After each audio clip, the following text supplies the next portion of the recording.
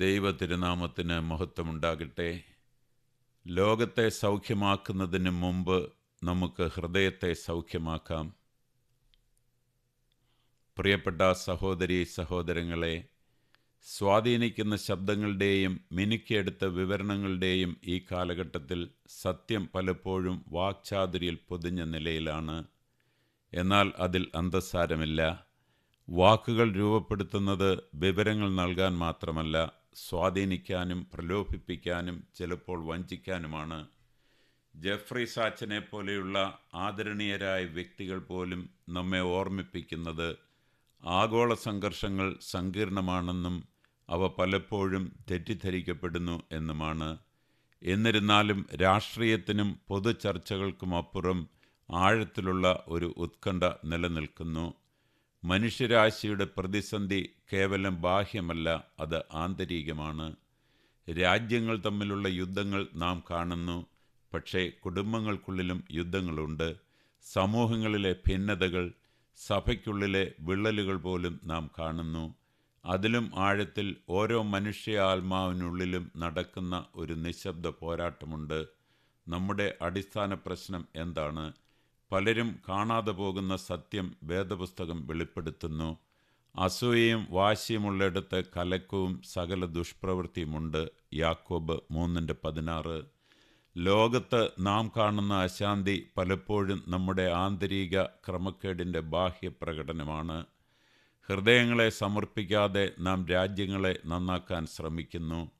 ദൈവത്തിൽ നിന്ന് സത്യം തേടാതെ നാം സത്യത്തെക്കുറിച്ച് തർക്കിക്കുന്നു.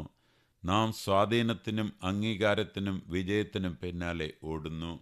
എങ്കിലും സഭാപ്രസംഗിയിൽ എഴുതിയിരിക്കുന്നത് പോലെ അത് പലപ്പോഴും കാറ്റിനെ പിടിക്കുന്നത് പോലെ നിഷ്ഫലമാണ്. യഥാർത്ഥ യുദ്ധക്കളം ആഗോളവേദിയിലല്ല, അത് നമ്മുടെ ഉള്ളിലാണ്. ക്ഷമിക്കാൻ വിസമ്മതിക്കുന്ന ഹൃദയം, സത്യത്തേക്കാൾ കൂടുതൽ മാധ്യമങ്ങളാൽ സ്വാധീനിക്കപ്പെടുന്ന മനസ്സ്, അർത്ഥം തേടി മറ്റെവിടെയൊക്കെയോ അലയുമ്പോൾ ദൈവത്തിൽ നിന്ന് അകന്നു പോകുന്ന ആത്മാവ്.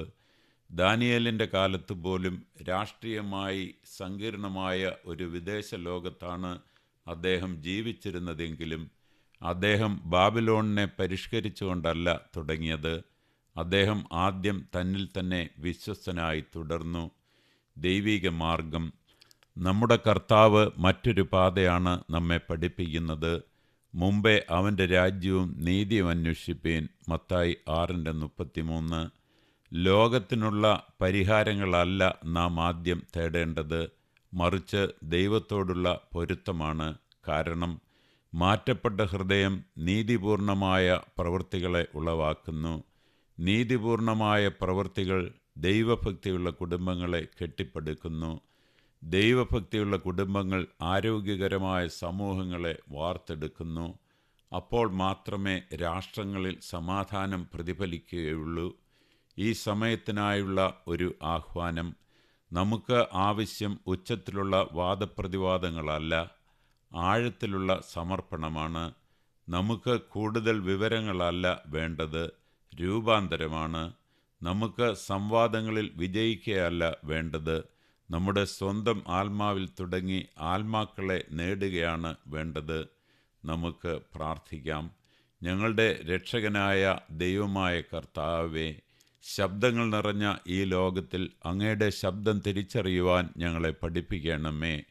സത്യം മങ്ങിക്കപ്പെടുമ്പോൾ അങ്ങ് ഞങ്ങളുടെ വെളിച്ചമാകണമേ. ഹൃദയങ്ങൾ ഭിന്നിക്കുമ്പോൾ ഞങ്ങളെ സമാധാനത്തിൻ്റെ ഉപകരണങ്ങളാക്കണമേ. ദൈവമേ, ഞങ്ങളെ ശോധന ചെയ്ത് ഞങ്ങളുടെ ഹൃദയങ്ങളെ അറിയണമേ. മറഞ്ഞിരിക്കുന്ന അശുദ്ധിയെ നീക്കണമേ. തകർന്നു പോയവയെ സൗഖ്യമാക്കണമേ.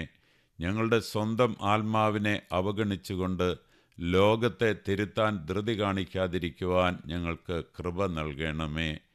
ആദ്യം അങ്ങയെ അന്വേഷിക്കുവാനും നീതിയോടെ ജീവിക്കുവാനും ആഴത്തിൽ സ്നേഹിക്കുവാനും താഴ്മയോടെ നടക്കുവാനും ഞങ്ങൾക്ക് കൃപ നൽകണമേ. അങ്ങനെ രൂപാന്തരപ്പെട്ട ജീവിതങ്ങളിലൂടെ അങ്ങയുടെ സമാധാനം ഭൂമിയുടെ അറ്റത്തോളം എത്തട്ടെ. അങ്ങയുടെ പരിശുദ്ധ നാമത്തിൽ ഞങ്ങൾ പ്രാർത്ഥിക്കുന്നു. ആമേൻ. ഞങ്ങൾ നിങ്ങളെ എല്ലാവരെയും സ്നേഹിക്കുന്നു. ദൈവം നിങ്ങളെ എല്ലാവരെയും അനുഗ്രഹിക്കട്ടെ. ആമേൻ.